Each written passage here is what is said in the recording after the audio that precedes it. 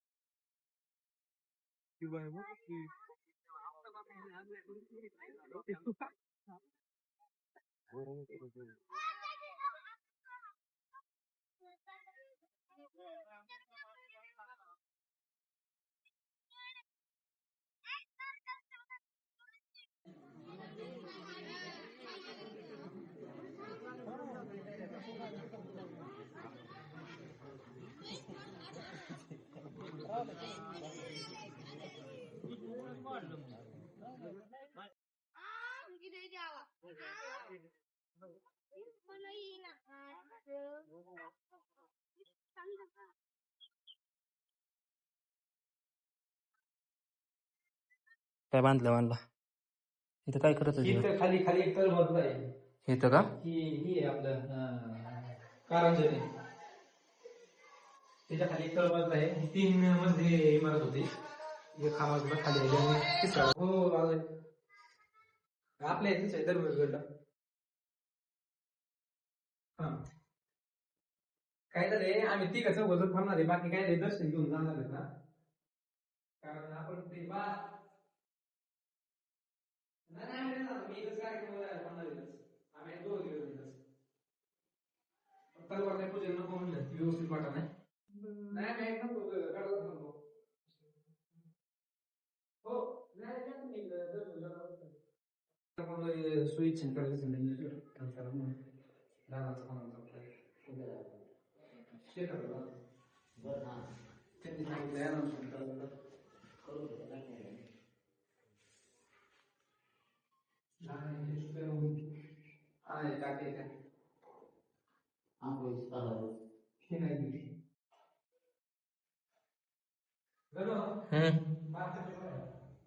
अरे बर का कुठं हवंय? हा छोटा आहे, हा लेडीज बारकड आहे. पलीकडे एक आहे. हा महिलांसाठी. की पलीकडे एक आहे आणि त्याच्या पलीकडे काय होतं माहितीये का, तिथं जे होतं का तिथं हे असं इथलं नदी आहे. त्या वार्तात मध्ये गेले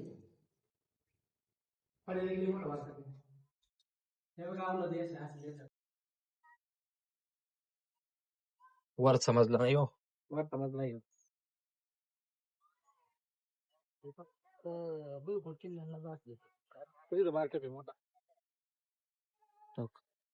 हे रिनोव्हेशन केलेलं काम आहेत का बरेचसे? सिमेंट गोठलंय. त्यामुळे हे असं दिसलं, ही अवलादींनी केलेलं दिसतंय. सिमेंट गोठताना टाकलेलं केलेलं दिसतंय. वाल्यामध्येच खेळ आहेत गोठले, आता नाव टाकले. खेळ आहेत ही खेळ आहे कोणता तर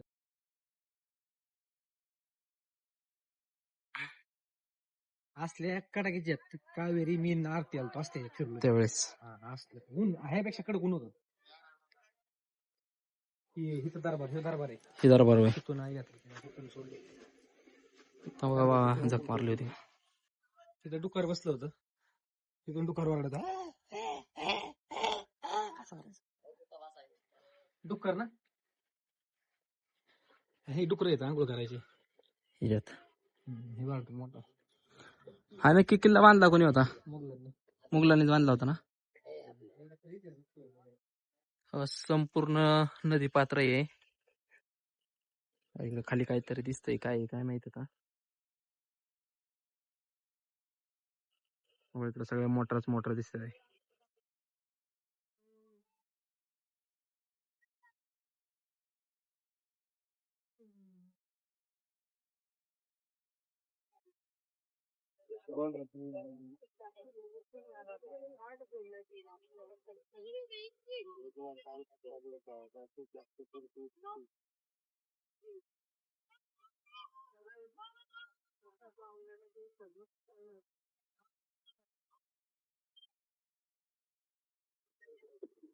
प्लास्टिक इकडे तिकडे फेकू नका.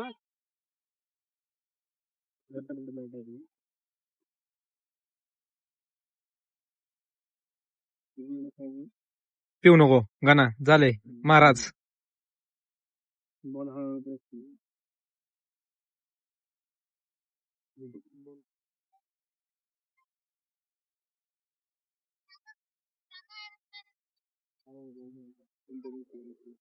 तिकडे बघ, हस केवाय तोंड कर.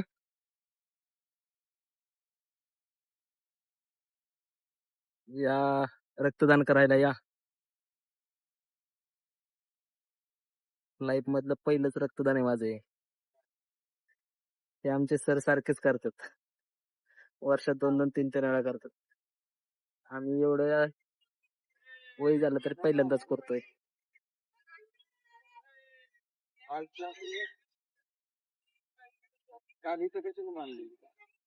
बाबू दुखतंय थोडं थोडं, तिथं दुखतंय ते. काय विकनेस वाटले सांगा. आम्ही रक्तदान केलं म्हणून आम्हाला फ्रुटी प्यायला भेटली. फ्रुटी, बिस्किट, केळी.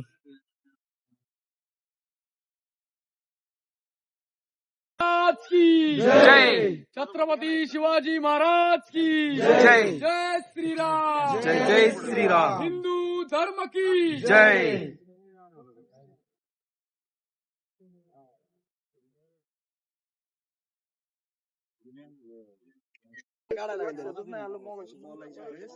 छत्रपती संभाजीनगरला आपल्या कुठल्या माणसाची बायको निवडून आली का? शर्मा का काय नाव?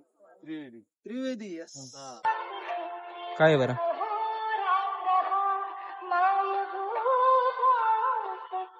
काय काय माहित नाही. तरी मुक्त गाव गेली असे जाणून या करू कर्मधाई. इकडे या.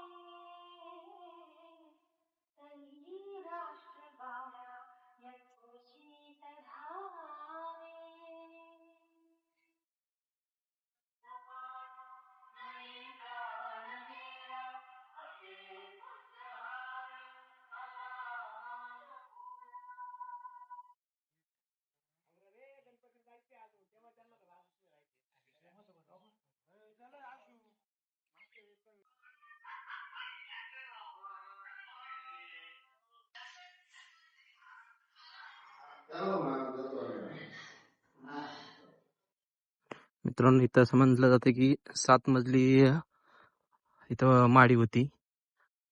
बऱ्यापैकी पडून गेलेली सगळी.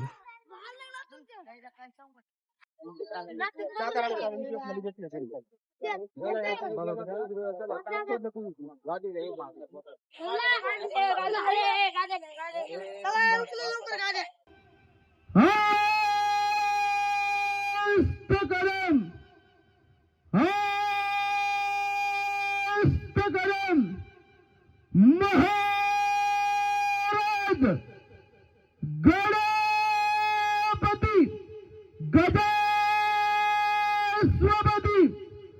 भूप्रती प्रजापती सुवर्णरत्न श्रीपती अष्टवधान जागृत ऐष्टप्रधान स्थित न्यायालंकार मंडित राजनीती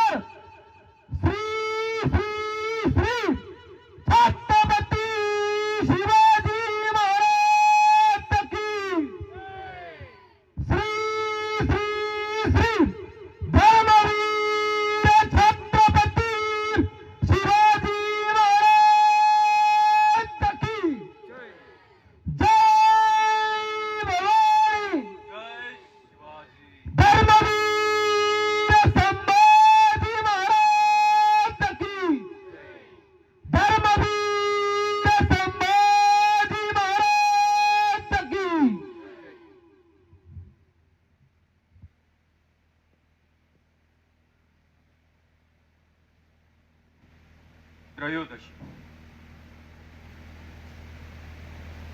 चैत्र शुद्ध पौर्णिमा शके 1602 म्हणजेच आपल्या त्या फिरंगी तारखेनुसार 3 एप्रिल इसवी सन 1680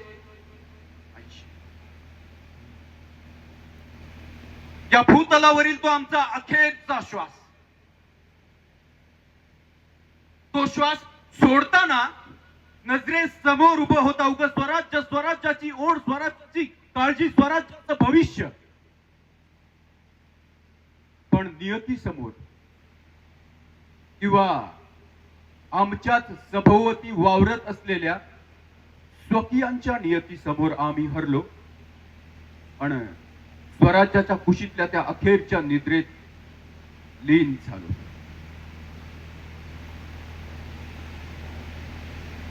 आम्ही चिरत्तर लीन झालो, कारण आम्हाच आमच्या मावळ्यांवर विश्वास होता आणि आमचा स्वराज्य राखायला ठाम उभा होता. ते लीन झालो.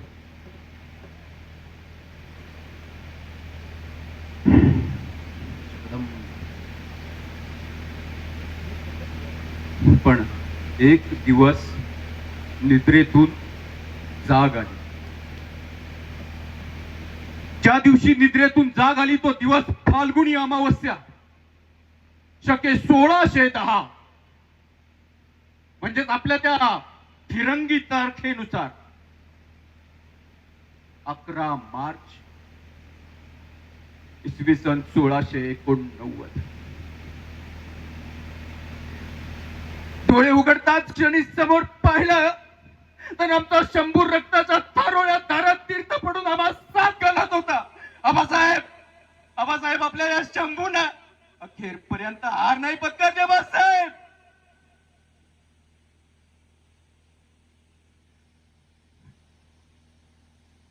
आपला शंभू लढला आबासाहेब. आपला शंभू लढला आबासाहेब.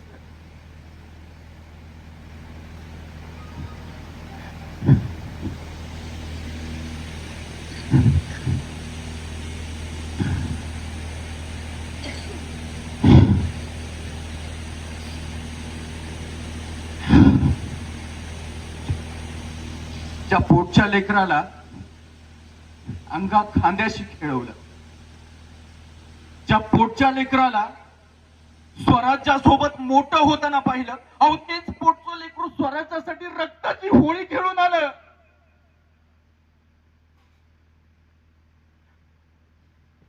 ज्या पोटच्या लेकराला स्वराज्यासारखंच जोपासलं,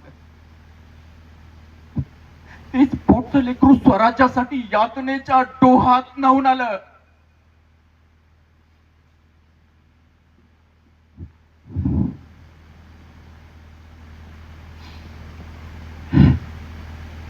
ज्या पोटच्या लेकराला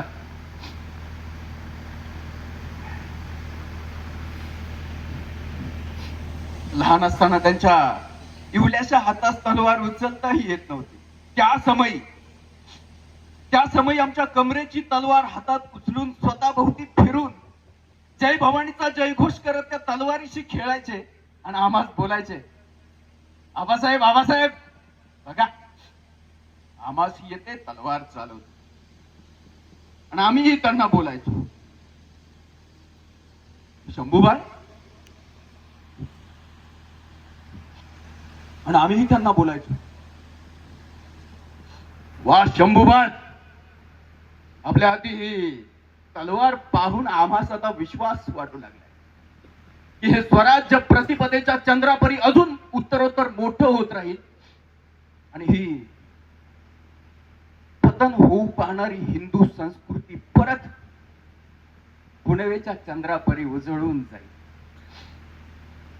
शंभूबाळ, शंभूबाळ, जगदम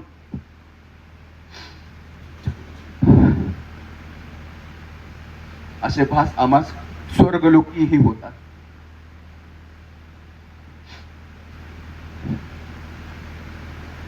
त्याच लेकराच्या शरीराची कापली गेलेली लक्तर समोर अस्तव्यस्त होऊन छिन्न पडलेली, आणि तीच लक्तर आमच्याशी मनोमन बोलत होती, आबासाहेब, आम्ही आमची जबाबदारी पुरेपूर निभावली आहे, काही चूक भूल झाली असेल तर क्षमा असावी.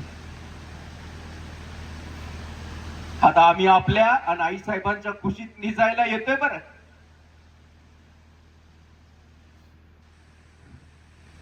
पण शंभूबाळ आमच्यापर्यंत कधी पोहोचलाच नाही. बहुधा स्वराज्याप्रती असलेली त्यांची ओढ त्यांना स्वराज्यातून आमच्यापर्यंत पोहोचू देत नसावी, किंवा स्वराज्यातच त्यांची अंतरात्मा भटकत असावी.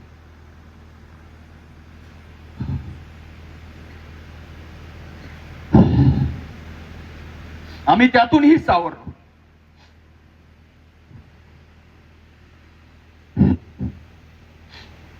कारण नवीन आशेचे किरण आम्हास दिसू लागले. स्वराज्याचे मावळे मावळे पेटतील आणि स्वराज्याचा सूर्योदय अजून प्रखर तेजोमय वेश परिधान करून पूर्वेकडून उगवेल हे आम्हास ठाऊक होतं. आणि तसं झालं सुद्धा. आमच्या मावळ्यांचं स्वराज्याप्रती ते प्रेम पाहून आम्ही निश्चिंत झालो व पुन्हा निद्रस्त झालो.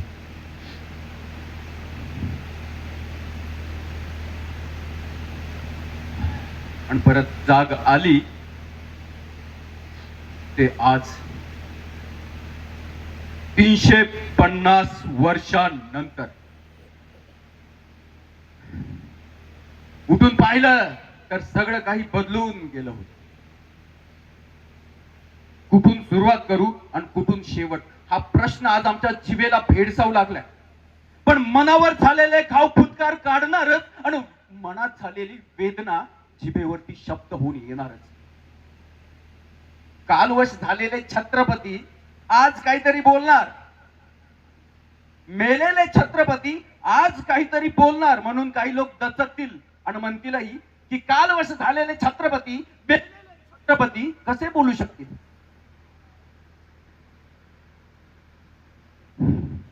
कधी कधी मृतांनाही बोलू वाटत.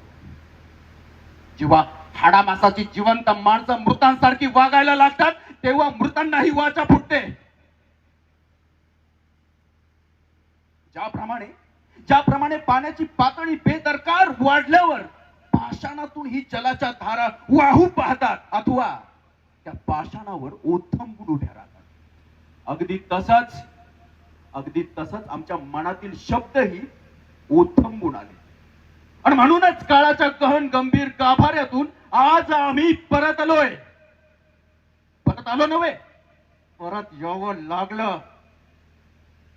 आमच्या घोड्यांच्या टापांचा आवाज ऐकल्यावर गणिमांचे घोडे इतस्त धावून पळ काढायचे. अगदी तसंच आमचं मन ही वाट भेटेल तिकडे सैर वैर धावू लागले. हे मनाच्या राज्यात चाललेलं निशब्द विचारांचं वादळ आता तेव्हाच थांबेल जेव्हा मनाच्या राज्यात चाललेली निशब्द विचारांची घोडदौड शब्द बनून सामोरी जाईल. कारण निशब्द झालेले विचार हे लगाम लावलेल्या घोड्यासारखे असतात. धावायचं तर असतं पण लावलेला लगाम घोड्यांना टोचत असतो. पण आज तो लगाम सुटलाय. तसा धनुष्यातून बेफाम सुटलेला बाण निर्भीडपणे सुटतो तसेच आज आमचे शब्दही आज आम्हास अनावर होत आहेत. आणि म्हणूनच आज आम्ही आपल्याशी इथं बोलायला आलो आहोत. आम्ही इथं रडायला आलो नाही. कारण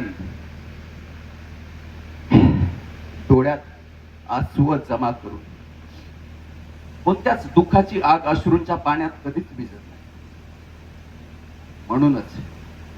म्हणूनच मनावर विझलेल्या आगीची राख टाकून तुमच्या समोर ठामपणे उभा राहून आज हा छत्रपती बोलतोय. आणि म्हणूनच मी आलोय कारण मन कहीवरून आलंय. मी आलोय कारण शब्दांचा संयम सुटलाय. मी आलोय कारण आमच्या मावळ्यांशी आज आम्हास बोलायचं.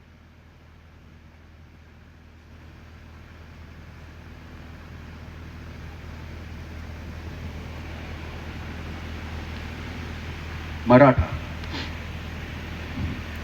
नावाचा अर्थ आपण परिपूर्णरित्या जाणता हे आम्हास ठाऊक आहे. पण तरीही आज आम्ही आपणास परत सुनावतो. मराठा जो मरून पण हटला नाही तो मराठा. त्याचा हट्ट ही तलवारीच्या मुठीपरी घट्ट होता तो मराठा. ज्यानं सिंहाच्या मानगुटीवर बसून त्याचाच जबडा फाडून त्यालाच त्याच्या रक्ताचा अभिषेक घातला तो मराठा. आणि ज्यानं लांडग्यांच्या कळपात अटकूनही स्वतःची सुटका केली तो मराठा.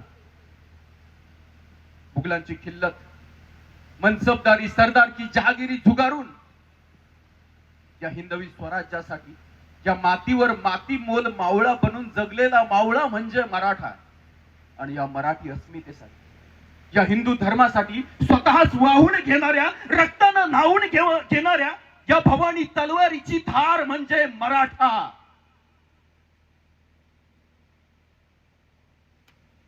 जात पात पंत धर्म नव्हे, जात पात पंथांच्या खुंट्या उकडून या हिंदवी स्वराज्यासाठी एक हिंदू मावळा बनून लढलेला मावळा म्हणजे मराठा. आणि जेव्हा आपल्या धर्मावर हातोडे चालून आपली मंदिर आपली श्रद्धास्थळ ज्या हातोड्यानं तोडली जात होती तेव्हा त्या हातोड्याखाली ढाल बनून आपल्या संसाराची बोट ठेचून घेणारा मावळा म्हणजे मराठा.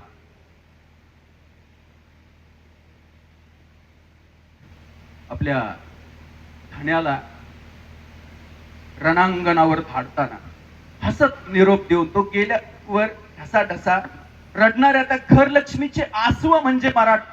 आणि उंबरठ्यावर रडत मेलेल्या बापाची वाट बघत असणाऱ्या लेकराचे हुंदके म्हणजे मराठा. त्याच लेकराचे आसव पुसत परत त्या लेकराला मावळा बनवून स्वराज्यासाठी मरण्या मारण्याकरिता रणांगणावर मोहिमेला धाडणारी ती माय मराठा. आणि धर्मांध मुघलांच्या तलवारीनं कापली गेलेली लेकरा बाळांना दूध पाजणारी गोठ्यातली गाय म्हणजे मराठा.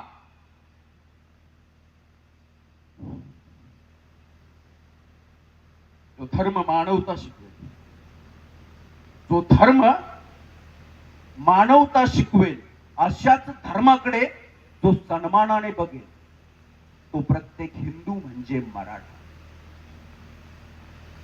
आणि ज्याला आपल्या आया बहिणीवर आपल्या आस्थेवर शिंतोडे उडविणाऱ्याचे शिर उडविता येते तो प्रत्येक वीर लढवय्या म्हणजे मराठा.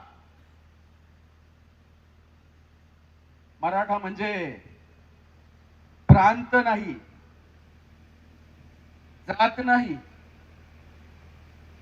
वा फक्त कोणती भाषा नाही. मराठा या हिंदू वटवृक्षाची एक फांदी आहे आणि या वटवृक्षाला हजारो फांद्या आहेत ज्या आपल्याला जोपासणं गरजेचं आहे.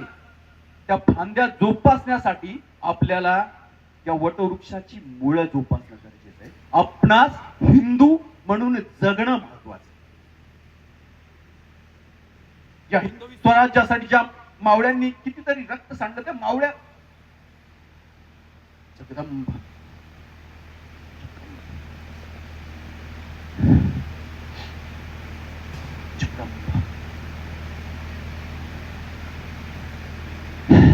जगदंब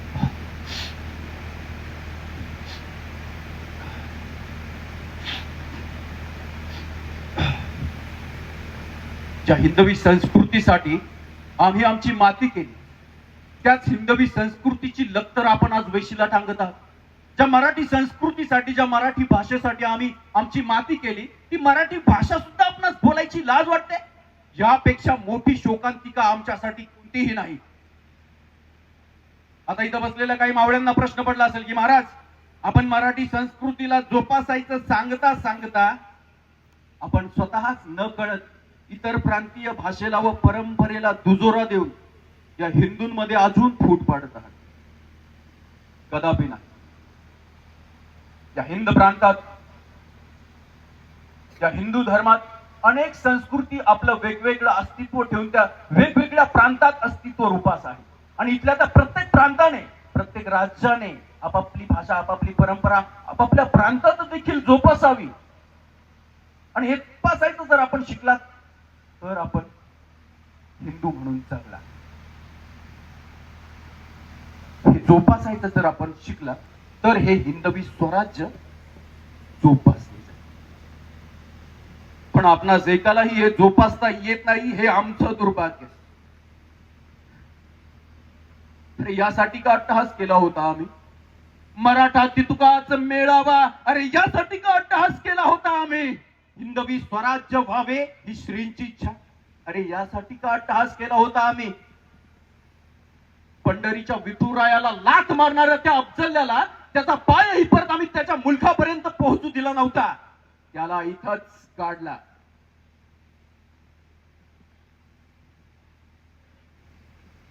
ही हिंदू संस्कृती जोपासण्यासाठी आपल्या त्या सोशल मीडियावर पोस्ट करून आमचे फोटो आमचे विचार स्टेटसला ठेवून फक्त निष्क्रिय वाचार करून काहीही होणार नाही. आपली संस्कृती आपली परंपरा जोपासण्यासाठी प्रत्यक्षरित्या लढावं लागतं.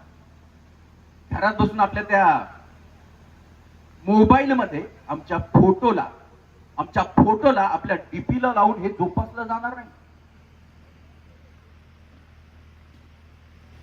आता इथं बसलेल्या आमच्या काही मावळ्यांना प्रश्न पडला असेल महाराज आपण 350 वर्षांनंतर आल्यावर आपणास आमच्या या मोबाईलची या आधुनिक जगात ओळख कशी?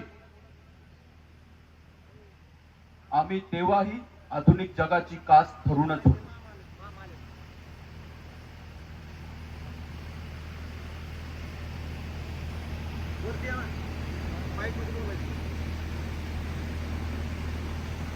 साठी ज्या आमच्या मावळ्यांनी कितीतरी रक्त सांडलं त्या मावळ्यांची वेशभूषा परिधान करून आपण आपल्या लग्न समारंभात मुजऱ्याची हुजोरी करून घेता आणि आपण स्वतःच मावळं बोलता शिवप्रेमी वदविता. आजच्या घडीला रणांगणावर तुमचं रक्षण करणाऱ्या सैन्य दलाची वेशभूषा परिधान करून जर त्या सैनिकाला आपण कुणाच्या लग्न समारंभात मुजरा करताना पाहिलं तर आपल्या मनी काय भाव उत्पन्न होतील?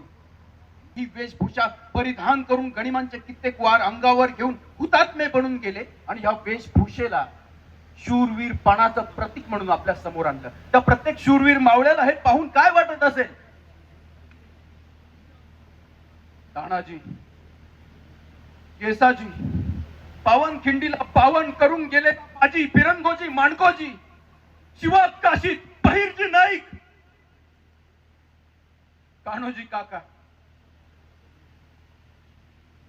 असे अजून कितीतरी आपल्या इतिहासाच्या पानांना अज्ञात असणारे, इतिहासाच्या वास्तून खाली गुदमरून गेलेले असे कितीतरी आपणास माहिती नसलेले आणि आपल्या इतिहासाच्या पुस्तकातही माहीत नसलेले ज्ञात अज्ञात सामान्य असामान्य मावळे ज्यांनी पराकोटीचा त्याग या हिंदवी स्वराज्यासाठी केला. हे असं वागताना आपणास हा विचार शिवला नाही की पुसल्या गेलेल्या कुंकुवाची यातना डोळ्यात साठवून बाय बापडांची इब्रत राखून लेकरा बाळांचं आभाळ बनून या हिंदवी स्वराज्यावर ढाल बनून बेभान लढलेल्या आणि लढता लढता प्राणाची आहुती देणाऱ्या मावळ्यांची आहुती कधी आपल्या नजरेत आली?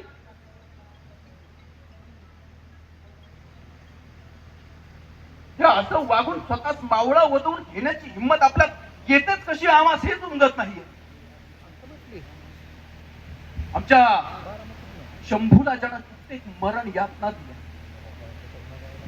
त्या औरंग्याच्या थडक्याचं उदात्तीकरण काही धर्मकंटक करू पाहत आहेत आणि हे पाहूनही आपण जे होत आहे ते पाहत बसता आणि आपण स्वतःच मावळा बोलता.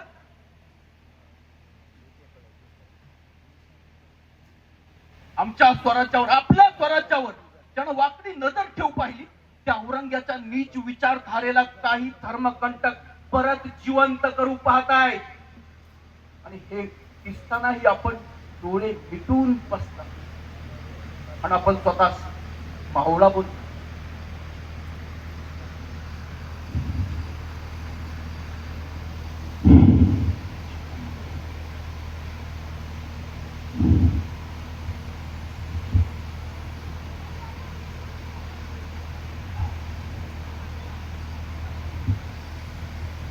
आमच्या म्हणी कुणाच्या बाबतीत आडीवेळी नाही ना कुणाच्या धर्माच्या बाबतीत, पण जो या हिंदू धर्माचा वैरी तो या हिंदवी स्वराज्याचा वैरी आणि तो या हिंदवी स्वराज्याचा वैरी तो आमचा वैरी.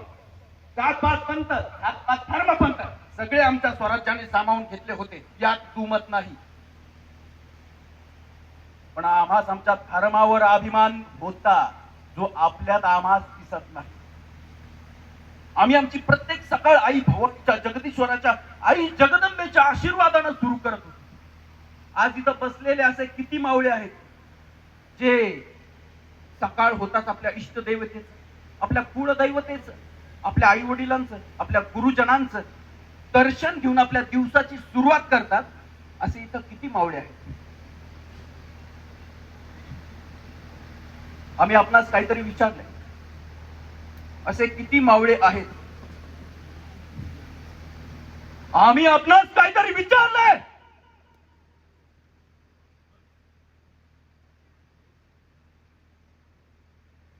देवाऱ्यातले देवराज तुमच्याच मुळे शाबूत. हो, देवाऱ्यातले देव आमच्याच मुळे शाबूत आहेत, पण ते आम्ही यासाठी नाही जोपासलं की आपण आम्हाच देव मानावं. आम्ही ते जोपासलं कारण ते आमचं कर्तव्य आणि आता ते आपलं कर्तव्य.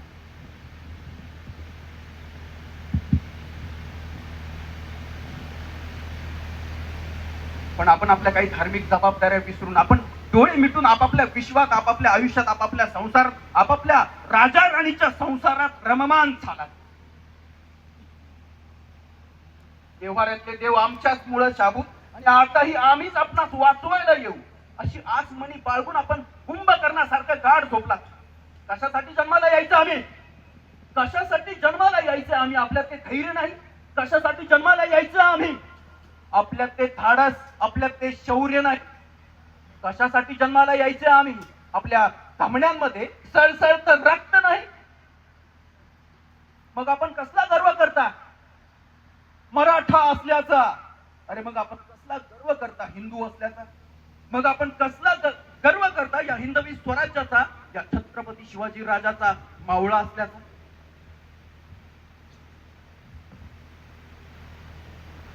जो मावळ लाच नाही तो सूर्य म्हणजे मावळा. जो कणखर सह्याद्री बनून लढला तो म्हणजे मावळा. दऱ्या खोऱ्यातून वाट काढत मुघलांची वाट लावणारा मावळा, आमचा श्वास बनून स्वराज्य रूपी हृदयात धडधडणारा मावळा. आपली संस्कृती परंपरा आपल्या गोमाता जोपासण्यासाठी धडपडणारा मावळा आणि या हिंदवी स्वराज्यासाठी स्वतः मातीत गाडून उभ्या असलेल्या भगव्या झेंड्यासारखा फडफडणारा मावळा.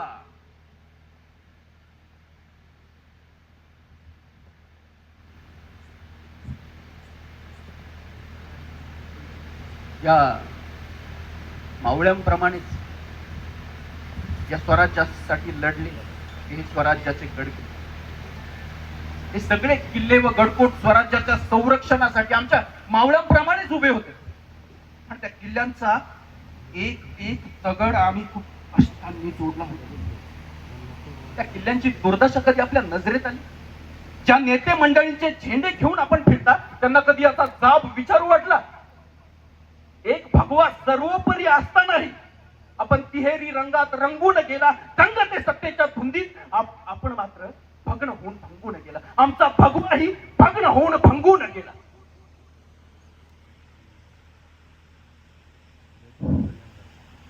रक्तरंजित इतिहास खडून पाण्यासारखं रक्त या गडकिल्ल्यांसाठी वाहिलं. त्या रक्ताच्या थेंबाची यातना कधी आपण अनुभवली? पुसल्या गेलेल्या कुंकुवाची यातना डोळ्यात साठवून पाय बापड्यांची इब्रत राखून लेकरा बाळांचं आभाळ बनून या स्वराज्यासाठी जे मावळे लढले रडले लढून त्याची आहुती कधी आपल्या नजरेत आली? उंबरठ्यावर रडत मेलेल्या बापाची वाट बघत असणाऱ्या लेकराच्या डोळ्यातली फाबडी आज कधी आपण अनुभवली?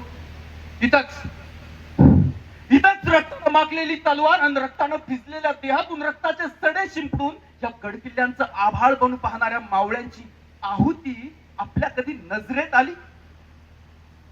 आमच्या 35 वर्षाच्या कारकिर्दीत आम्ही 350 गडकोट या स्वराज्यात सामावून घेतले आणि आपण 350 वर्ष उलटले तरीही आमचा पडलेला एक गडकोट आपण परत उभारू शकला नाही. उभारायचं तर राहिलंच, आपण संवर्धनही करू शकला नाही. एखादी प्रतिकृतीही उभारू शकला नाही. ताजमहल, कुतुब, बीबीचा मकबरा सारख्या मुघली राजवटींच्या वास्तूंचं संवर्धन होत आणि ची साक्ष कविणाऱ्या दुर्गांची दूरदशा होऊन ते भग्न होऊन पडले. अविरत मेहनतीचा तप करत रायगड उभारून फक्त एका पायदंड्यावर नाव कोरलं जावं अशी निरपेक्ष अपेक्षा आमच्या हिरोजीने केली. कारण होण्यापेक्षा या हिंदवी स्वराज्याचं मोल कितीतरी मौल्यवान आहे हे त्यांना माहित होतं. चंद्र, सूर्य, तारे असेपर्यंत रायगड दिमाखात उभा राहील हे स्वप्न आम्ही पाहिलं होतं. कारण आम्हाच आमच्या मावळ्यांवर विश्वास होता की ते आमचं स्वराज्य आमचं अस्तित्व मिटूच देणार नाही. हा आम्हास विश्वास होता आमच्या मावळ्यांवर. चंद्र, सूर्य, तारे असेपर्यंत हे गडकोट जोपासतील ते हेच मावळे.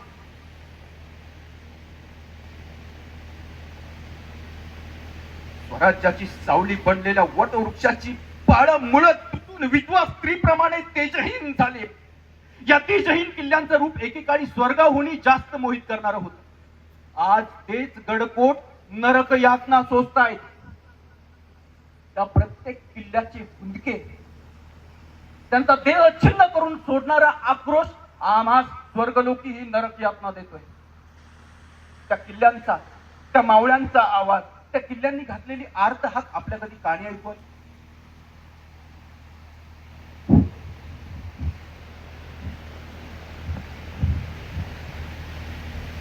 एका एका दगडाला आकार देण्यासाठी हजारो हातोड्या आणि छणीने घावचण केले. त्या छणी हातोड्याचा आवाज कधी आपल्या कानी ऐकू आला? प्रत्येक जयंतीला आपण अवतीभोवती उभारलेल्या गडकोटावर मशाली पेटवून येतात. जुन्या आठवणी जाग्या करता आम्हास आठवण रूपी जिवंत करायचा प्रयत्न करतात. पण आमच्या आठवण रूपी जिवंत असलेल्या या गडकोटांची आज काय अवस्था झाली आहे? ती अवस्था, ती दुरावस्था, ती भग्नावस्था आपल्या कधी नजरेत आली? आम्हास भगवत ही नाही, आम्हास भगवतही नाही. हे स्वराज्य आम्ही सहजासहजी उभारलं नाही, खूप काही सोसलंय. ज्या म्लेच्छांच्या चाकरीत आमच्या आबासाहेब चाकरी करत होते, त्याच म्लेच्छांना आम्ही आमच्या समोर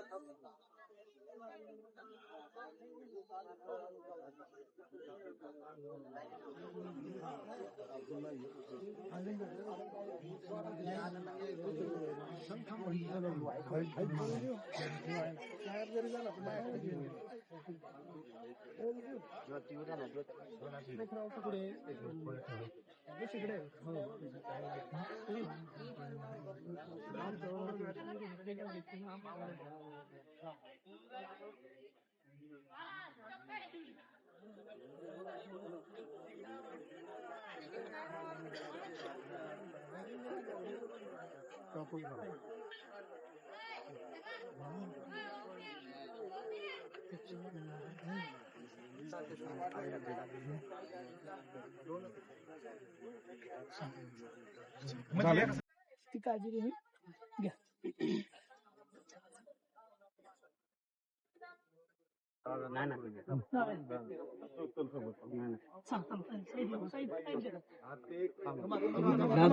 दादा एक मिनिट. ज्योतीची माळ कोणी येऊन देऊ नका. अंतर द्यावं मध्ये सगळ्यांनी एक एक फुटाचं अंतर द्यावं. चप्पल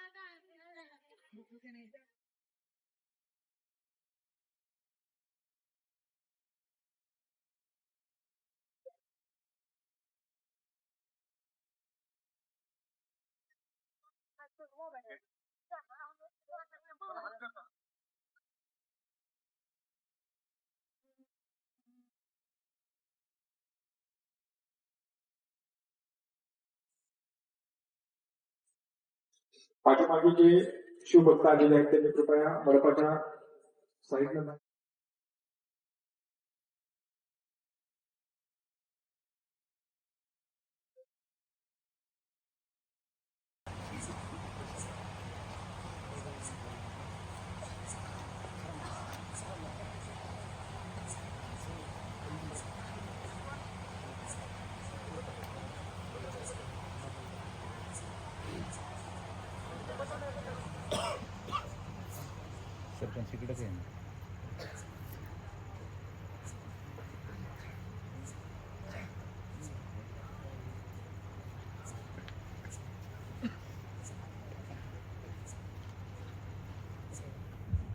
सर्वांनी हात जोडायचे आणि मोठ्या आवाजात मार्ग म्हणायचे. मृत्यू सही न डरले, धर्मवीर, तुटले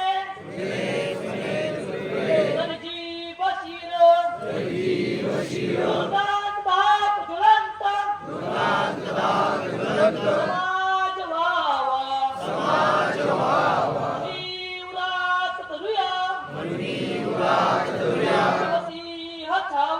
शिवसिंह छावा, गिळण्यास प्राण उठला, हरी कृतांत,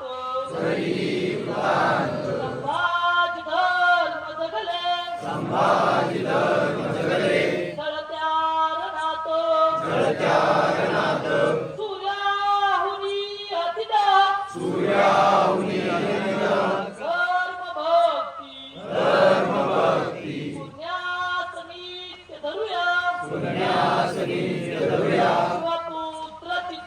शिवपुत्र चित्ती, राष्ट्रात धर्म जन्मा, शरीरात प्राण, निर्मोहीन दुर्दयी, अतिव्र जान, संभाजी छत्रपती, यशोधात लढले, धर्मात देह जुनी, ध्वजरूप झाले, हिंदू मनोनी जगण्या, समृद्धी देई,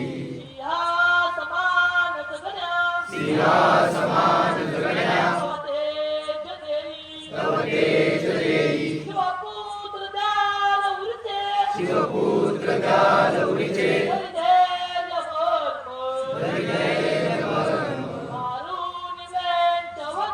मारून वेच वगे,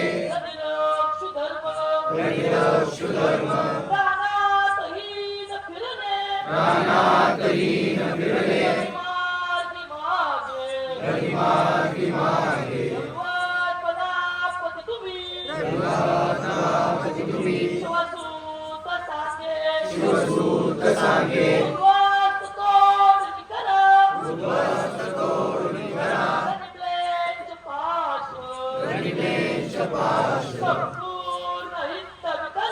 संपूर्ण हिंद विकला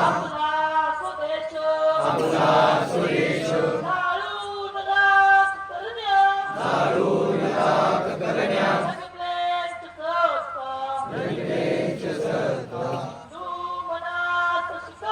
हिंदू मनास शिकवू शिवपुत्र चित्त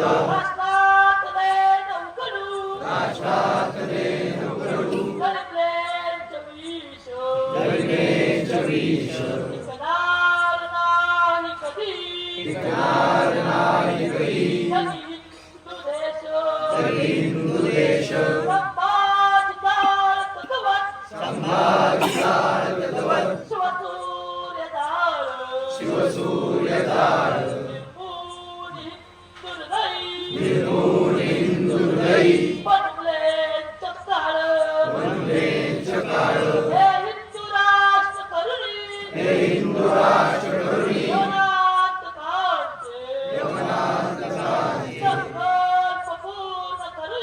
संकल्प पूर्ण करूया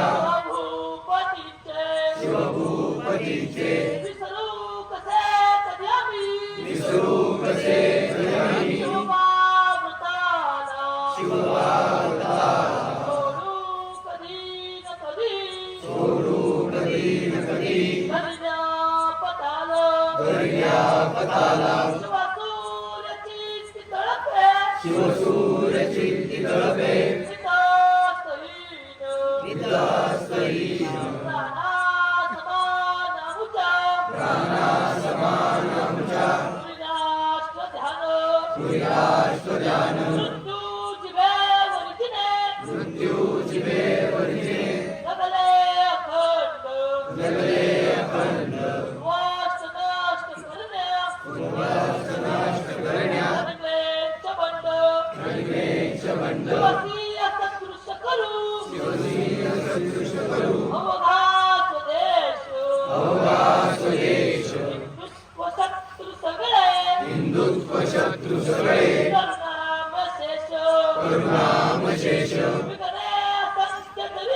बिगडे असंख्य तरी मतताल ताना घालून भीत कधी यमयातनांना धर्माचा बलिदान करू सहर्ष संभाजीवाद शिवा रविवर आदर्श सुंदर दात आमुची शिवशार्दुलांची अंतेच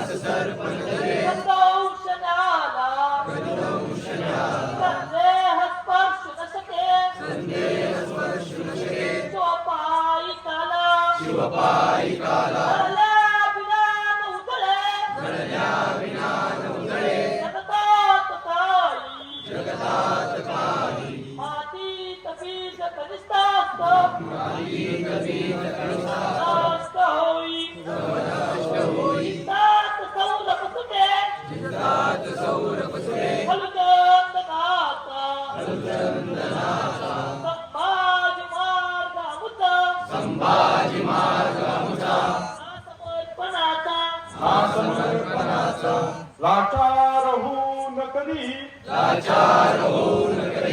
कधी ना जगावे त्याहून विष गिळुनी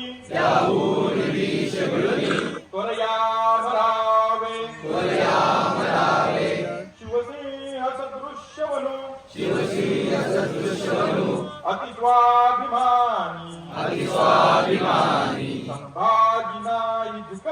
संभाजी नाही झुकले यमयातनानी खडगाहुनी करण्या मनदार धार भाल्याहुनी बनण्या मनटोकदार वज्राहुनी घडण्या मन हे कठोर धर्मार्थ प्राशन करू शिवपुत्र सार गोमायुष्वान म्हणून जगणे हि दीर्घ देहीन तुच्छ जगणे यहलोकी नरक जगणे जगात समयी क्षणभर असावे वनराज वा गरुड होऊनी ही जगावे डोळ्यात दृष्टी आमुच्या शिवशार्दुलांची चिंतात वृत्ती निवसे सईच्या सुताची हृदयात मूर्ती विलसे प्रियमाय भूची आतुर हाक श्रवण्या वडुराय गडाची भगव्या ध्वजास्त वलडू रणशत्रू मारू दोन्ही लाख समरे आम्ही धर्म तारू खाली न खडक कधी कधी देवनार शिवपुत्र पायिक आम्ही जगजिंकनार वडूची चिता धगधगे हृदयात नित्य भाजी जाळ धगतो पुरीची तप्त जाणून तान भुकत्या वडूच्या चितेची संपूर्ण राख जगतातील लेंचतेची कशासाठी आणि मरावे कसे मी विचारू स्वतःला असा प्रश्न नेहमी रूपांग फेडावया धर्मभूचे आम्ही मार्ग चालू सहीच्या सुताचे आम्ही मार्ग चालू जिजाऊ सुताचे पुण्यश्लोक छत्रपती श्री शिवाजी महाराज की जय. धर्मवीर छत्रपती शिवाजी महाराज की जय. भारत माता की जय. हिंदू धर्म की जय. समोर पेटलेल्या ज्वलेला मरून आपण एक शपथ घेऊया. सगळ्यांनी खड्या आवाजात शपथ घ्यायची. आदिशक्ती तुळजा भवानी व काशीचा श्री विश्वेश्वर यांना स्मरून पुण्यश्लोक छत्रपती श्री शिवाजी महाराज धर्मवीर छत्रपती श्री संभाजी महाराज यांच्या दिव्य आदर्शांना साक्षी घेऊन हिंदुस्थान हिंदू समाज व हिंदू धर्म यांच्या आंतरबाह्य शत्रूचे समूळ निर्मूलन करण्याची व जगज्जननी भारत मातेच्या संरक्षणाची पवित्र शपथ आज आम्ही घेत आहोत.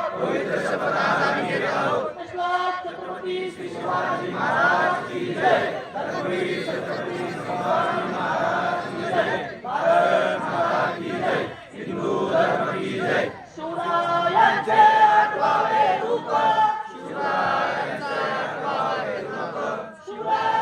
आठवावा प्रताप शिवरायांचा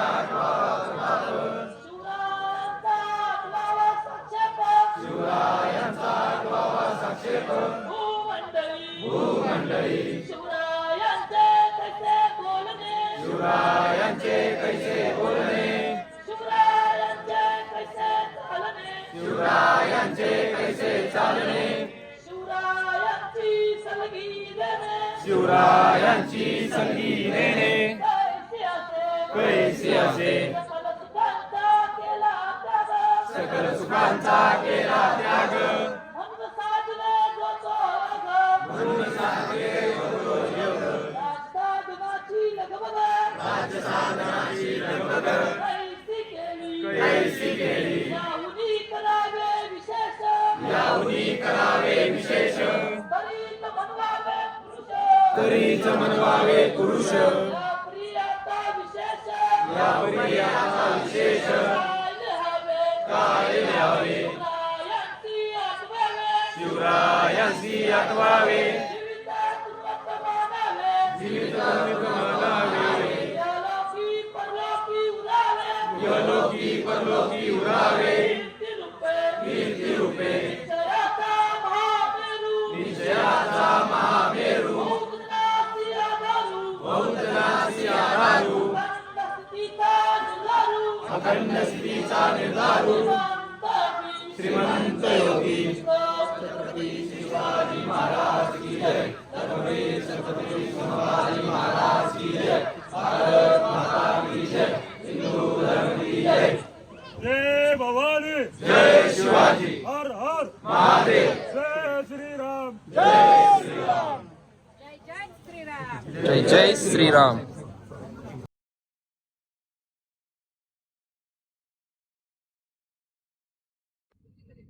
वाचवण्याचा शेवटचा प्रयत्न या ठिकाणी केलेली अशी भूमी आहे. थोडा आवाज हा. और अभिनमन साधु संतांना है.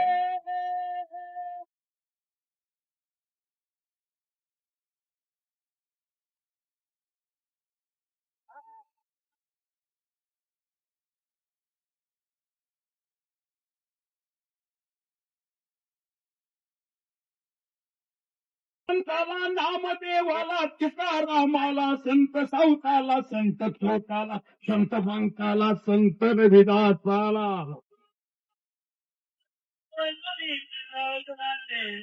ऐका मंडळी पवा घ्याला हारजी ऐका मंडळी ऐका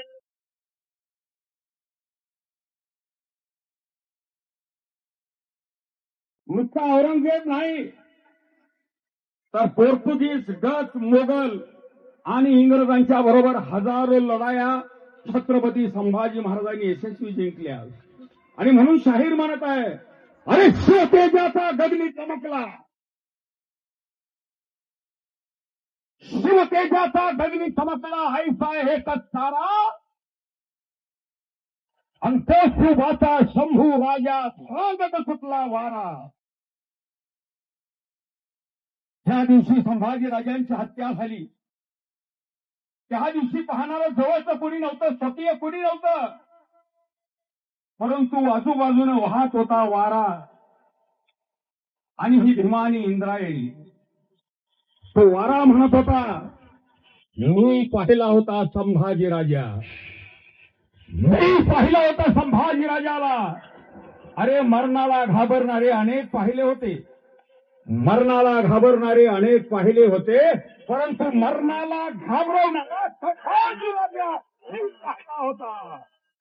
अरे शिवतेजाचा गगनी चमकला, ऐसा एकच तारा आणि पेशुबाचा शंभू राजा सांगत सुटला वारा. अरे बाल वयातील कवी हा पहिला सर्वावरती दरारा, साहस पाहून काळही गेला, किथे कदा माघारा, किथे कदा माघारा. छत्रपती संभाजी महाराजांनी आणि हे स्वराज जपले लढा देऊनी, हे स्वराज जपले लढा देऊनी शत्रूंना थरकाप आणि शिवबानंतर दक्ष देत होतो औरंगाचा बाप औरंगाचा बाप.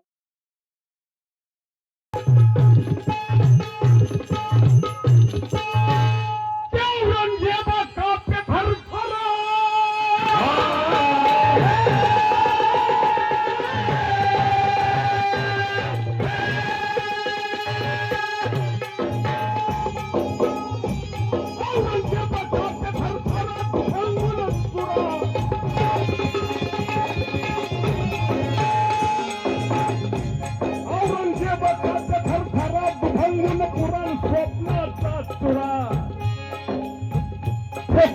त्याच्या छताडाचा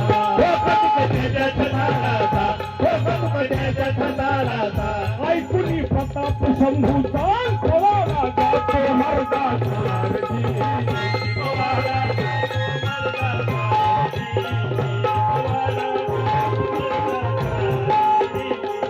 छत्रवीर संभाजी राणा, छत्रवीर संभाजी राणा देश रक्षण अर्पिले प्राणा. केले जर्जर औरंगजेबाद, केले जर्जर औरंगजेबाद, केले जर्जर औरंगजेबाद. पोर्तुगीज कळत मोगल गोऱ्यास पावलं मराठ्याचे पाणी ते खासगी, पावलं मराठ्याचं पाणी ते खासगी, पावलं मराठ्याचं पाणी ते खासगी. संभाजी महाराज होते कसे अरे छाती पोलादी लोहा मनगट, अरे छाती पोलादी लोहा मनगट बाहुबल दंड, बाहुबल दंड, बाहुबल दंड. अन हिमालयाही असा लाजवी, अन हिमालयाही असा लाजवी सह्याद्री पहाड.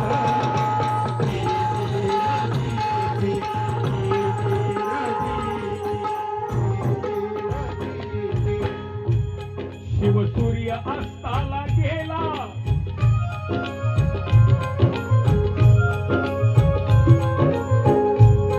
शिवसूर्य अस्ताला गेला, शिवसूर्य अस्ताला गेला रायगडाला, रायगडाला, रायगडाला.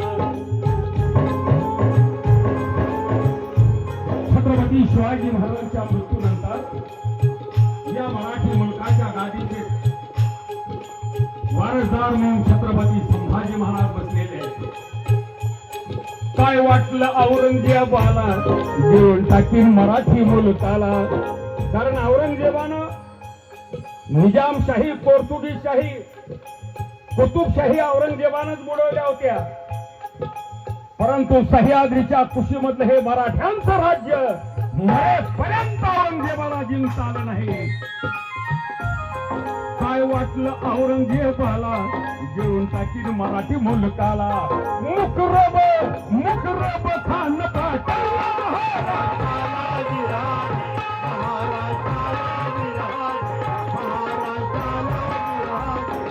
मराठ्यांच्या ऐकून गर्जना.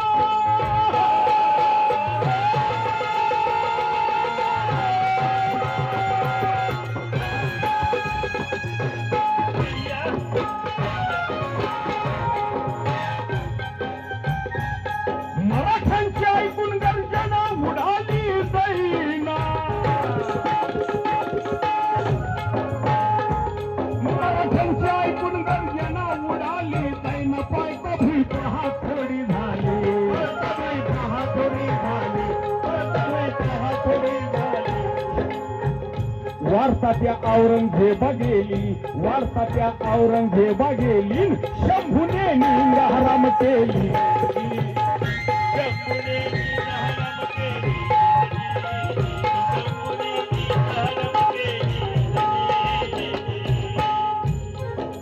किती केली हिकमत.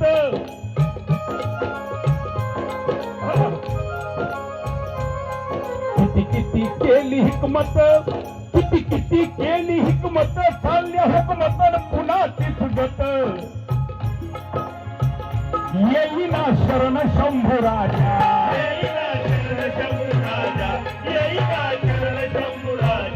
तयावर किती लावू फौजान, औरंगाबाद शिवते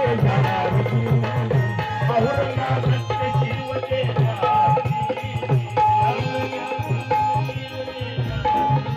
आणि म्हणून संगमेश्वरी कैद झाला वीर,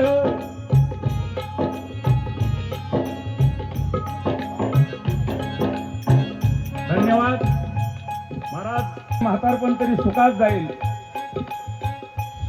संगमेश्वरी कैद झाला वीर शूर भाकर, संगमेश्वरला संभाजीराजांना पकडलं मुकरब खान आणि इखलास खानानं, आणि त्यावेळेस औरंगजेब आमच्या अकलूजला होता, म्हणजे धनाजी भाऊंच्या गावाला आणि माझ्या गावाला. आणि अतिशय दुर्दैवी आणि वाईट खबर आमच्या गावामध्ये पहिल्यांदा मिळाली. अकलूजचा तळ हटविला, अकलूजचा औरंगजेबानं रातोरात अकलूजचा तळ हटविला, बहादूरगडचा किल्ला गाठविला, किल्ला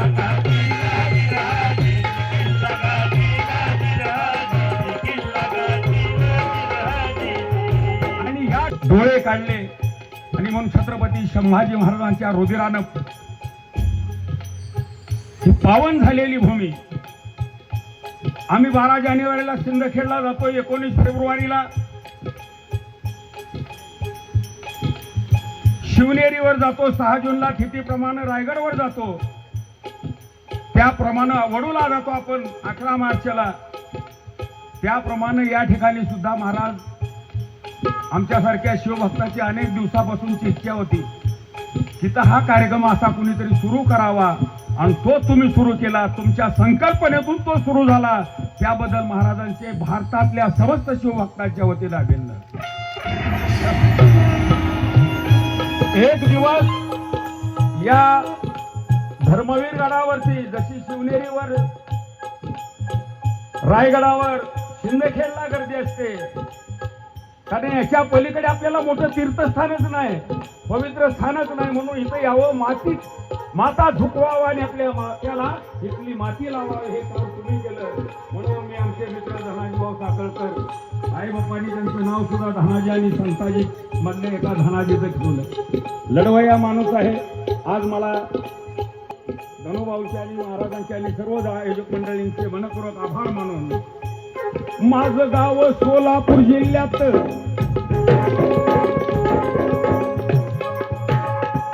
माझं गाव सोलापूर जिल्ह्यात, माळशिरस तालुक्यात, निरा खोऱ्यात असे प्रख्यात, मुक्कामी खुडूस गावाला,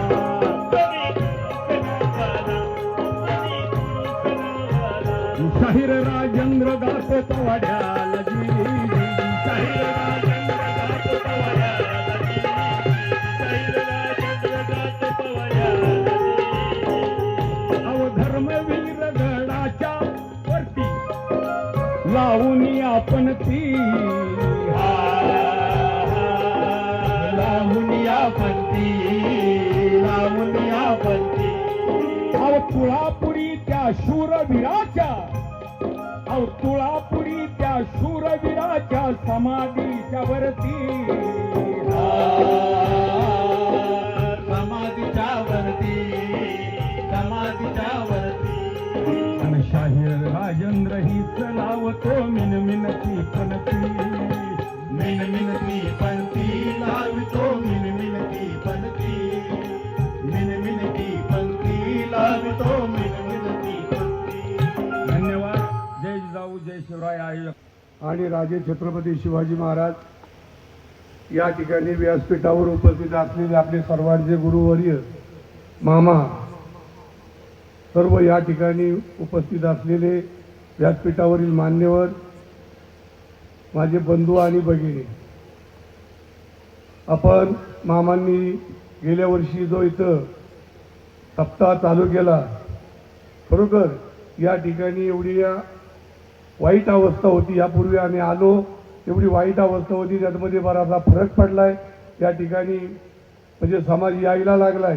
गेल्या वर्षापेक्षा मामा चालू वर्षी समाज थोडासा वाढलेला वाटतोय, परंतु पुढल्या वर्षी अजून जरा जास्त जर आपण तयारी केली तर अजून नक्की तरुण इथं पुढल्या वर्षीच्या कार्यक्रमाला आपल्याला पटांगण पुरणार नाही एवढे तरुण या ठिकाणी असतील. आणि आता इथं सर्व वक्त्यांनी सांगितलं, पवाड्यांनी सगळं छत्रपती संभाजी महाराजांच्या बलिदानावरती बोललेलेच आहेत, परंतु एवढं ऐकूनही आपली एवढी मनं मेलेली आहेत की आपण फक्त पेटतो तेवढं एक दिवसापुरतं पेटतो.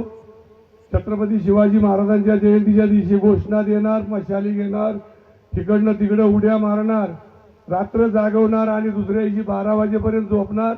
12च्या नंतर उठलो की कुठेतरी डाब्यावर असणार, दारूच्या दांड्यावर असणार. ही आपल्या तरुणांची नित्याची झालेली घटना आहे. खरोखर ही याच्यामध्ये आपल्याला बदल करावा लागेल. आणि आपल्या देशापुढं जे आता संकट हा वाचून उभं राहिलेलं आहे आणि ते संकट जर आपल्याला परतवायचं असेल, आपण जवळूनच पाहिलं अफगाणिस्तानमध्ये काय चाललंय, बांगलादेशामध्ये गेल्या 6 महिन्यामध्ये काय झालं. आपल्याला वेदना नाही, आपल्याला दुःख नाही, निर्लज्जासारखं आपण जीवन जगतो.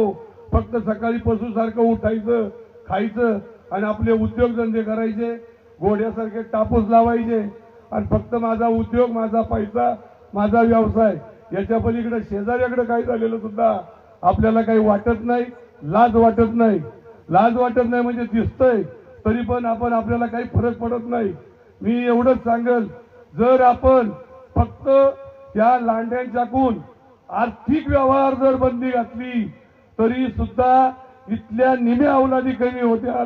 औरंगजेबानी तुम्हाला आता वाटत असेल संभाजी महाराजांना हाल करून मारलं, 39 दिवस त्यांच्या हालावस्था केली आणि औरंगजेब मेला. औरंगजेब मेलेला नाही, आजच्या इथल्या सुद्धा प्रत्येक लांड्याच्या गर्भामध्ये आजही औरंगजेब वाढतोय आणि तो औरंगजेब पुढच्या काळामध्ये आमच्या नातींना, आमच्या नातांना छळल्याशिवाय, बाटवल्याशिवाय राहणार नाही.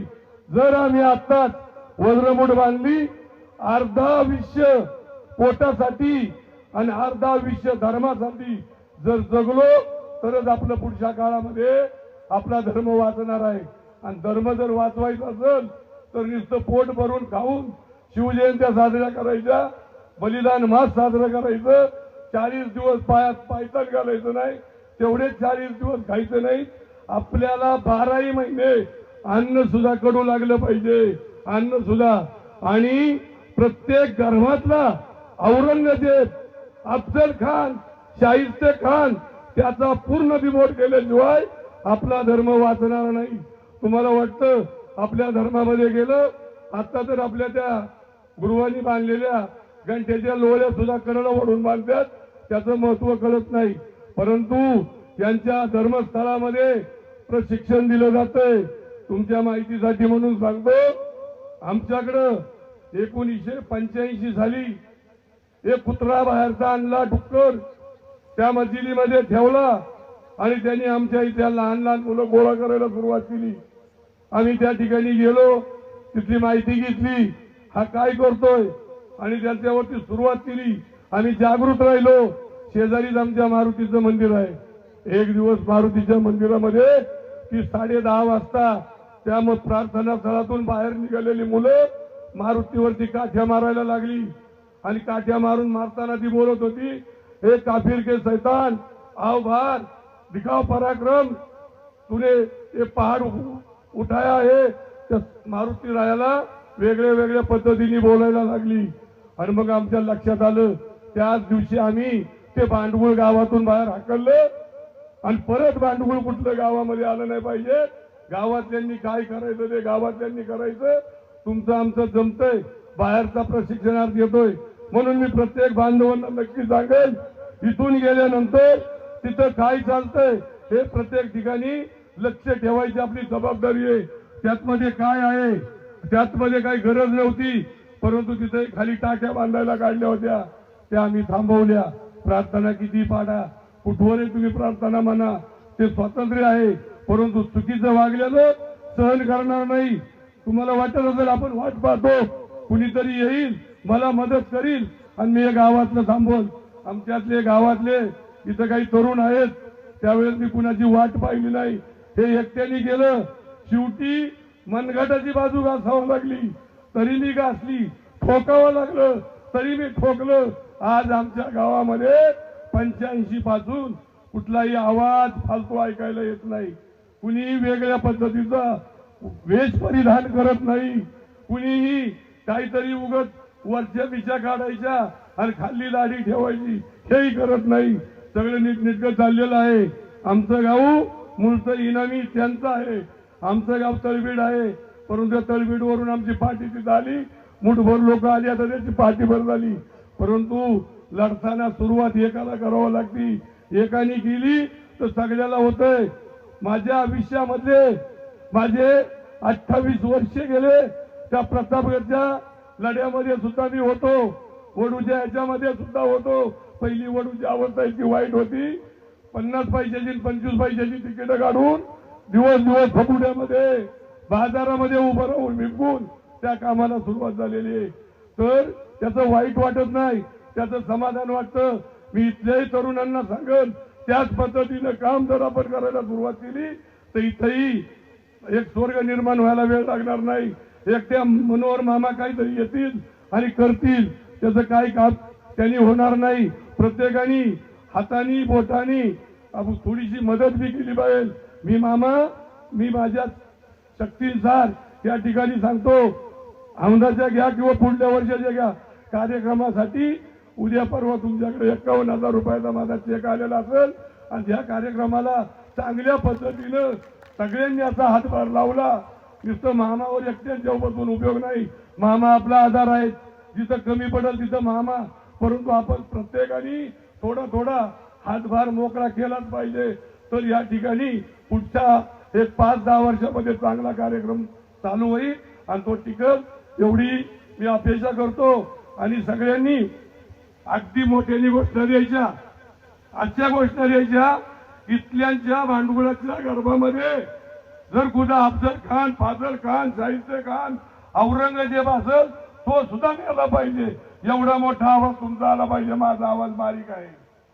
छत्रपती शिवाजी महाराज की, धर्मवीर छत्रपती संभाजी महाराज की, भारत माता की, हिंदू धर्म की, गो माता की, जय श्रीराम, जय श्रीराम.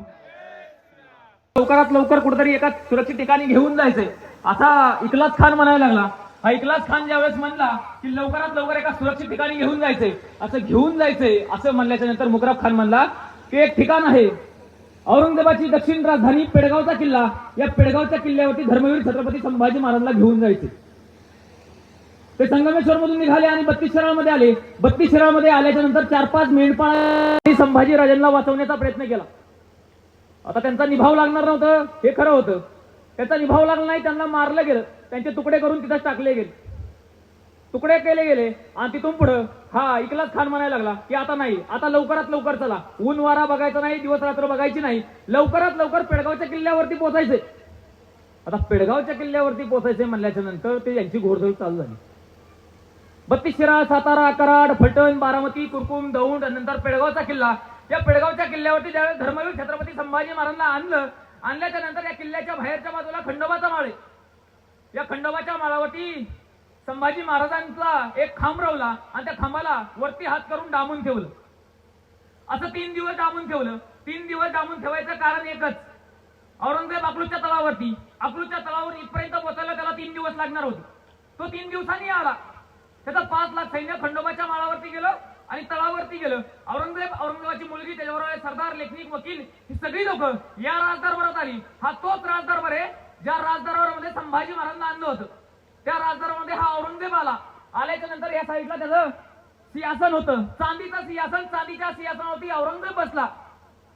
चांदीच्या सिंहासनावरती बसला आणि म्हणला संभाला घेऊन या. संभा कुठे? संभाला घेऊन या म्हणल्याच्या नंतर इथून एक मुघल सैनिक खंडोबाच्या माळावरती गेला. खंडोबाच्या माळावरती जाऊन तिथं त्या सरदाराला म्हणायला लागला की संभाजी राजाचा न्याय निवाडा करायचा, लवकरात लवकर बोलवलंय, बादशाहांनी बोलवलंय. असं म्हणल्याच्या नंतर तो सरदार म्हणायला लागला संभाजी राजा सामान्य व्यक्ती नाही. संभाजी राजा तख्तावरती बसलेला आहे. संभाजी राजा आहे, राज्य करताय. यामुळे या संभाजी राजाला आधी सामान्य व्यक्ती बनावा लागत, याचा तक्तकुल हा करावा लागेल, म्हणून संभाजी राजांचा सामान्य व्यक्ती बनवायला चालू केलं. काटेरी साखळदंड जकाडले, विदूषकाची कपडे घातली, विदूषकाची टोपी घातली, तोंडाला काळं फासलं. जसं बैलाला एक जू घातलं जातं त्याप्रमाणे संभाजी राजांना एक लाकडी फळी घातली. लाकडी फळी घालून संभाजी राजांना तक्तकुल हा केलं.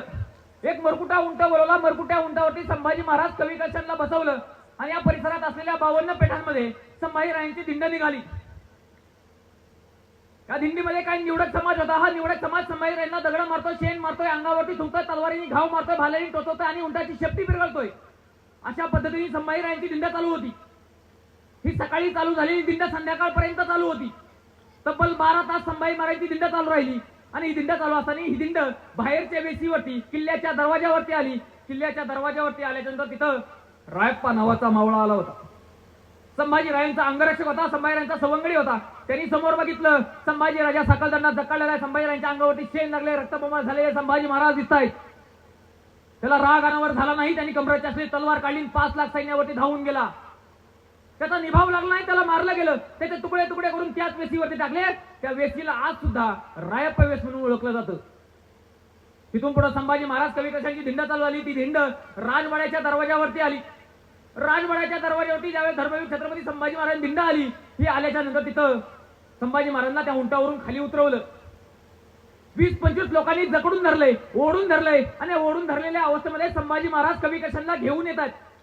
राजदरबाराच्या समोर येतात. राजदरबाराच्या समोर आल्याच्या नंतर तिथं एक मुघल सैनिक होता. हा मुघल सैनिक संभाजी राजांसाठी घोषणा देतोय, काफर संभा को लाया जा रहा है. संभाजी महाराज कवी कशांना 20-25 लोकांनी पकडलेल्या अवस्थेमध्ये या परिसरात या राजदरबारात आणून उभा केलं.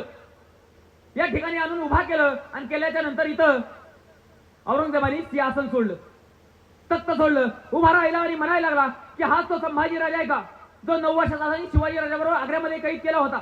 हाच तो संभाजी राजा आहे का ज्यांनी माझ्या डोक्यावरची टोपी 9 वर्षासाठी टाकून द्यायला लावली? हाच तो संभाजी राजा आहे का? साईचा सरदार म्हणला की हो, हाच तो संभाजी राजा. त्या औरंगजेबाने तख्त सोडलं, सिंहासन सोडलं, चौतारा सोडला, पायऱ्यांनी खाली आला, पश्चिम दिशेला तोंड केलं आणि नमाजाच्या रोकता चालू केल्या. त्याच्या अल्लाला तो धन्यवाद म्हणायला लागला की या संभाजी राजाला 9 वर्षांनी का होईना आपल्याला पकडून दिलं, त्याबद्दल धन्यवाद. आणि ही नमाजाची रोकता चालू आहे. ही नमाजाची रोकता ज्यावेळेस चालू आहे त्यावेळेस संभाजी महाराज एक स्मित हास्य करून म्हणतायत, कवी कैलाश, समोर जे दृश्य दिसतंय या दृश्यावरती तुम्हाला काय काव्य सुचतंय का? कवी कैलाशांना आश्चर्य वाटलं. मृत्यूच्या दारात आहे, शत्रूच्या गोट्यात आणि या संभाजी राजाला कविता ऐकायची. त्या कवी कैलाशांनी संभाजी राजांच्या शरीराकडे बघता बघता एक कविता रचायला चालू केली.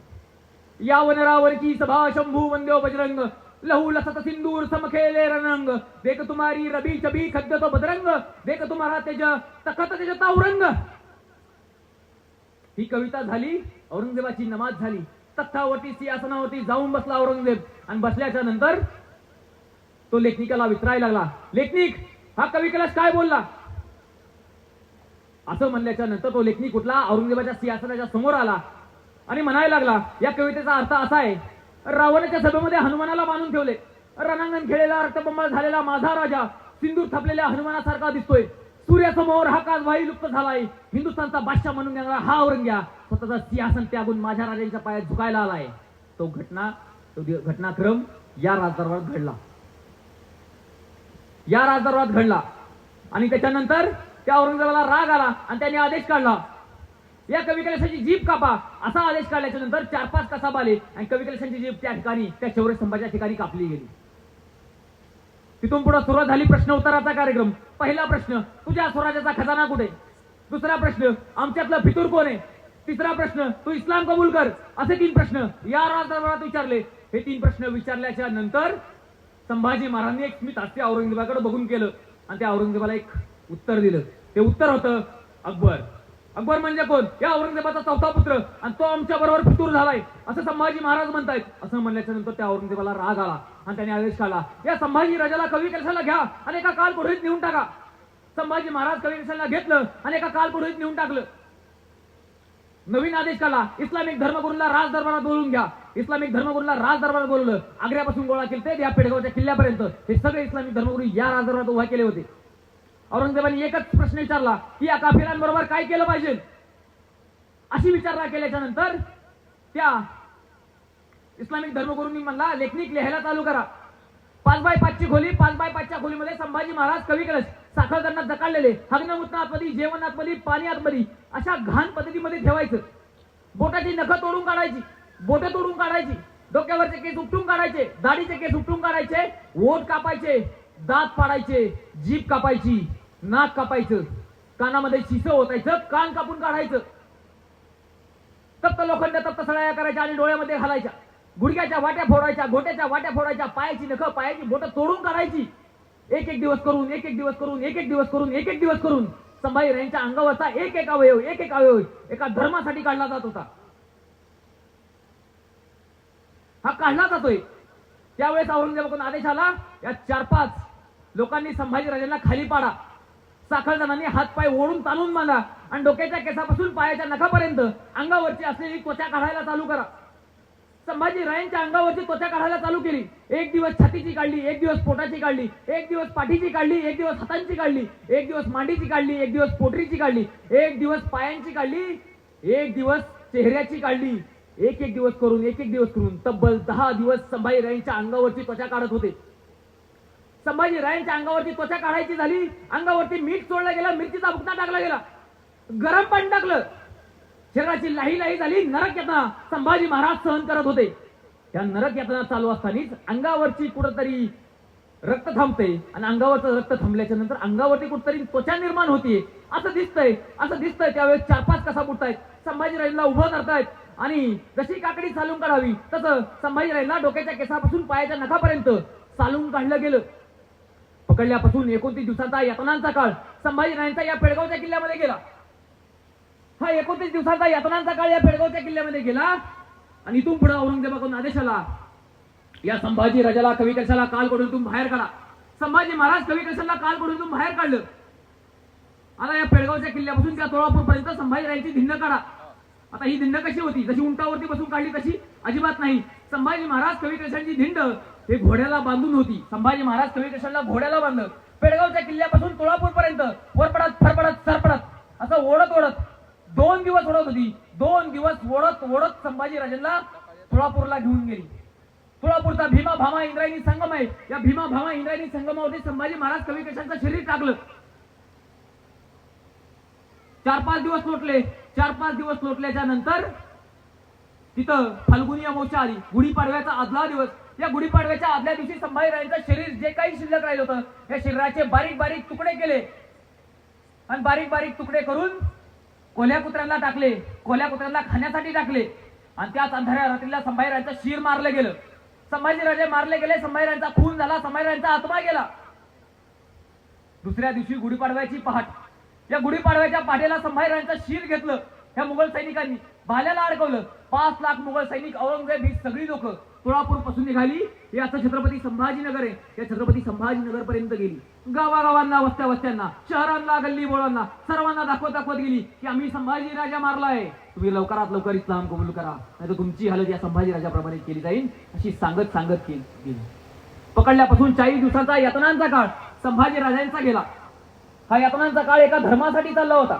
धर्म संभाजीराजांनी त्यागावा आणि एक धर्म स्वीकारावा याच्यासाठी चालला होता. पण संभाजी महाराजांनी अंगावरचं नाशवंत शरीर, हे नाशवंत शरीराचा एक एक अवयव हर रोज एक त्यागला. संभाजी महाराजांसाठी टाकला.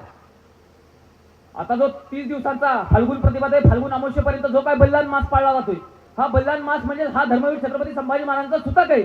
आणि हे सुतक आपण पाळणं गरजेचं आहे. का पाळायचं, कशासाठी पाळायचं याचं कारण आता सांगितलंय. हा इतिहास आहे. हा 40 दिवसांचा यातनांचा काळ आहे. हा 40 दिवसांचा यातनांचा काळ डोळ्यासमोर ठेवून आपण हा बलिदान मास पाळायचा आहे. पायातली चप्पल सोडून द्यायची. पायातली चप्पल का सोडायची? खडा रुतल्याच्या नंतर आई नाही आठवणार, संभाजी महाराज आठवणार. डोक्यावरचे केस काढून टाकायचे. का? आपला बाप गेलाय. आपला बाप गेलाय म्हणून आम्ही बलिदान मास मध्ये आमच्या डोक्यावरचं केस काढून टाकणार. आमचं प्रिय असलेली केस काढून टाकणार. रोजचं गोडधोड खाणं असणार, गोडधोड खाणं सोडून देणार. का? आमचा बाप गेलाय. आमचा बाप गेलाय म्हणून आम्ही हे गोडधोड खाणं सोडून दिलंय. दिवसभरातून फक्त संध्याकाळच्या टायमाला जेवण करणार, दिवसभर जेवणार नाही. का? तर आमचा बाप गेलाय. यातनांचा काळ भोगून गेलाय. आमच्या कपाळाला टिळा टिकवलाय, गळ्यामध्ये मंगळसूत्र टिकवलंय, टिकली टिकवलीये. कुणामुळं? संभाजी महाराजांमुळं. आणि भगवा टिकलाय फक्त फक्त आणि फक्त संभाजी महाराजांमुळं. हा संभाजी महाराजांचा जो काही बलिदान मास पाळला जातोय, हा बलिदान मास प्रत्येकाने पाळावा, प्रत्येक हिंदूंनी पाळावा. हा यातनांचा काळ समोर ठेवा आणि स्वतःला थोडस अनुभवा ना. तर तुम्ही म्हणता मी लगेच धर्म बदलतो, पण संभाजी महाराजांनी ते केलं नाही. यासाठी फक्त एकच प्रयत्न करा, संभाजी महाराज प्रत्येकाच्या मस्तकामध्ये जातात, प्रत्येकाच्या मस्तकामध्ये घुसत्यान, याच्यासाठी प्रयत्न करा, याच्यासाठी प्रयत्न करा. धन्यवाद. जय शिवराय, जय शंभूराज.